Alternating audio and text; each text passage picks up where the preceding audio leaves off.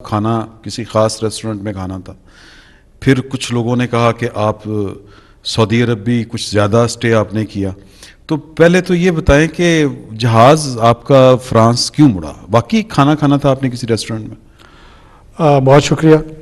سب سے پہلے تو خوش آمدید جو بیٹھک کے دوست ہیں ہمارے، اور عمومی طور پہ میں آپ لوگوں کا ویور بھی ہوں. فرانس میں جو اسٹے تھا اس کی وجہ یہ ہے کہ ہمارے پاس جو جہاز ہے وہ 8 گھنٹے کے بعد اس کو ری فیولنگ کی ضرورت ہوتی ہے. اور ری فیولنگ کے لیے اکراس اٹلانٹک، جب آپ اٹلانٹک کو کراس کرتے ہیں تو یہ یورپ میں کوئی ایک ڈیسٹینیشن آپ کو چوز کرنی پڑتی ہے کہ وہاں پہ آپ کا پڑاؤ ہو، ری فیولنگ ہو، اور پھر آپ دوبارہ جا سکیں. تو یہ اس کا حصہ تھا. نہ اس میں کوئی فرمائشی دعوت یا کھانا، نہ ریسٹورنٹ وہ مد نظر تھا اس فیصلے میں. بدقسمتی سے ہم ڈیجیٹل سپیس کے ایک ایسے دور میں رہ رہے ہیں جہاں پہ تہمت، اللہ نے اس کو بڑی سختی سے منع فرمایا.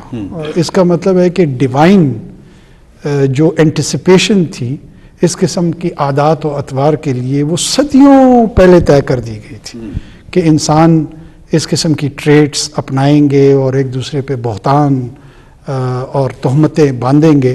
لیکن بالعموم یہ ہمارے ایک سوشل بیہیویئر کا حصہ بنتا جا رہا ہے، اور اس کا میں شاید وکٹم ہوں، آپ وکٹم ہوں، کوئی اور صاحب وکٹم ہو.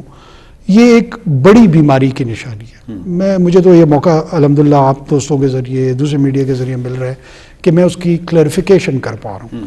بہت سارے ایسے لوگ ہوں گے کہ شاید ان کو کلیریفیکیشن کا موقع بھی نہیں ملتا، اور یہ ہیومن ڈگنیٹی کمپرومائز ہوتی ہے. میرے 8 سال کا میرا بیٹا ہے، 9 سال کا، اس سے لوگ سوالات کر رہے ہیں کہ تم لوگوں نے 300 یورو کا کھانا کھایا تھا. تو وہ مجھ سے پوچھتا ہے کہ ہم نے کہاں کھایا تھا وہ کھانا.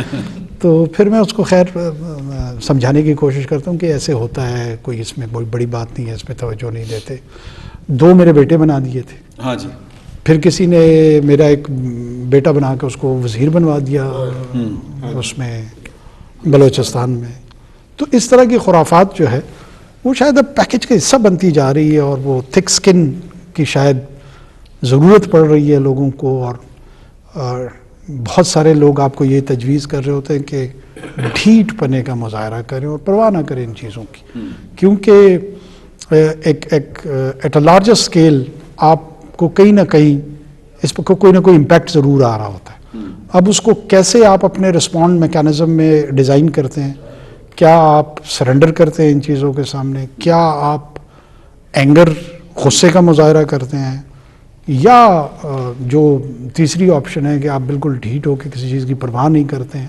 میرے خیال میں یہ تمام رسپانس کے جو چوائسیز ہیں نا، وہ بہت زیادہ ہیلدی نہیں ہے.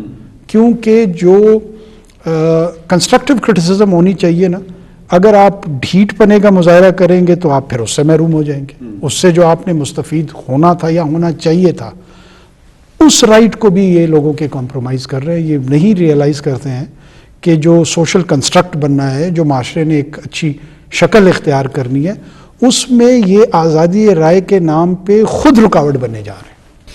پرائم منسٹر صاحب، یہ فرمائیے گا کہ آپ جانتے ہیں اسرائیل اور فلسطین کے درمیان ایک بہت ہولناک قسم کا سلسلہ شروع ہو گیا ہے اور انسانیت سوز واقعات وہاں پر جنم لے رہے ہیں. اس پر پاکستان کی پالیسی کیا ہے، اور کیا آپ یہ سمجھتے ہیں کہ جنگ مسئلے کا حل ہے؟ دیکھیں، پاکستان کی جو پالیسی ہے وہ ایک تسلسل کا حصہ ہے. ایسا نہیں ہے کہ اب اس نگران حکومت کے دورانیے میں پاکستان کی مڈل ایسٹ کے حوالے سے یا فلسطین کے حوالے سے کوئی نئی پالیسی آ گئی. جو ریاست مسلسل ایک انسٹیٹیوشنل ارینجمنٹ کے تحت جو سٹانس کو سپورٹ کر رہی ہے، ہم اسی کا اعادہ بھی کر رہے ہیں اور اسی کی ریپیٹیشن بھی کر رہے ہیں. ظاہر ہے ہمارا ایک موقف ہے، اسرائیل کو ایک غاصب ریاست کے طور پہ جانا جاتا ہے، سمجھا جاتا ہے، جس کے ہم بھی دائیں ہیں، اور فلسطینی فریق جو ہے اس کو ہم مظلوم سمجھتے ہیں. یہ ظالم اور مظلوم کی جنگ ہے. یہ اسرائیل اور فلسطین سے زیادہ ان 2 قوموں کی ہے جو ایک کیفیت میں ہے. دوسری جنگ عظیم کے دورانیے میں جو جیو ایز اے نیشن تھی، میں سمجھتا ہوں کہ وہ ہٹلر کے جرمنی میں وہ مظلومیت کی کیفیت میں تھی. اور وہ مظلومیت کی کیفیت سے نکل کے جب انہوں نے ایک غاصب ریاست کی زائنسٹ کی شکل میں کریشن کی طرف گئے تو وہی کیفیت تبدیل ہو گئی اور وہ ظالم کی کیفیت میں آ گئی، اور وہ مظلومیت کی جو کیفیت تھی وہ فلسطینیوں کی طرف آ گئی۔ اب اس میں جو سب سے بڑا فریق ہے وہ فلسطینی خود ہے۔ ہم یہ چاہیں گے، یا ریاست کے طور پہ بھی، معاشرے کے طور پہ بھی، کہ پہلا right to decide about their political future lies with the Palestinians. فلسطینی کیا سمجھتے ہیں کہ ان کا مستقبل کیسا ہونا چاہیے، وہ امن کو موقع دیں، امن کو کس انداز سے دیں، امن کو ڈگنیٹی کے ساتھ دیں، امن کو غلامی کے ساتھ جوڑیں، یہ وہ تمام سوالات ہیں جس کو بحیثیت قوم فلسطینیوں نے اس کے جواب تلاش کرنے ہیں اور انہوں نے کیے ہیں۔